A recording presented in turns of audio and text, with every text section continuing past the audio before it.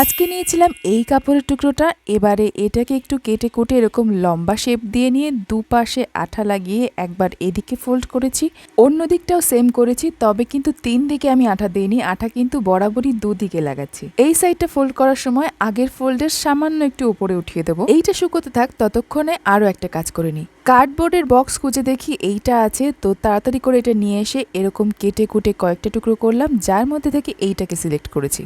ভিডিওর মধ্যে ঘুরতে ফিরতে থাকা ওই কালো পোকাটাকে একটু মার্জনা করবেন, ও আমার ভিডিও বানানোর সময় সঙ্গ দিচ্ছিল আর কি।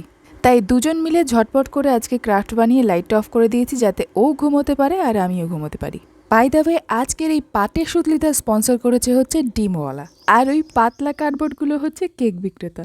যাই হোক, পাতলা কার্ডবোর্ডটার উপরে রাউন্ড রাউন্ড করে সুতলি ঘোরানোর পর জিনিসটা দেখতে এরকম হয়েছে। এরপরে এর ধার বরাবর আমি আরও একটা সুতলি লাগিয়ে দিয়েছিলাম, আর আরেকটু ডিজাইন করার জন্য ছোট ছোট করে টুকরো করে নিয়েছিলাম ওই সুতলিগুলোকে।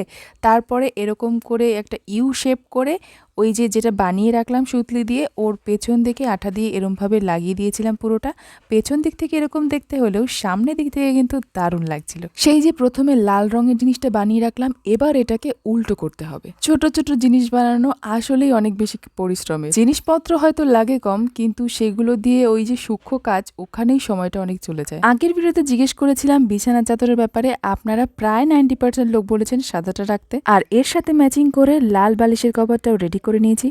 এবার এর মধ্যে ভরবো এইগুলো। এটা হচ্ছে আগের দিনের লিন্ট রিমুভার থেকে বেরোনো সেই লিন্ট বা সোয়েটারের সেই গুটিগুলো। আপনারা অনেকেই ঠিক ধরেছেন যে এগুলোকে আমি সত্যিই রেখে দিয়েছিলাম কিছু একটা করবো বলে। এর জায়গায় আপনারা তুলো অথবা পলিথিন ব্যাগও ইউজ করতে পারেন। তো এবার ফাইনালি এই কর্নারটাকে কমপ্লিট করার পালা। ছোট্ট একটা বালি সেট করতেই আমার অনেক সময় লেগে গেছে, কিছুতেই ঠিকঠাক হয় না। হাত দিয়ে রাখতে গেলে ক্যামেরায় হাতের ছায়াতে ঘরটাই দেখা যায় না। আর এই হলো পাপোশ বা কার্পেট, আপনাদের যেটা ইচ্ছে বলতে পারেন। আর এই গেল ছবি। তো ফাইনালি এই ঘরটার এই কর্নারটা কমপ্লিট রেডি করে ফেলেছি।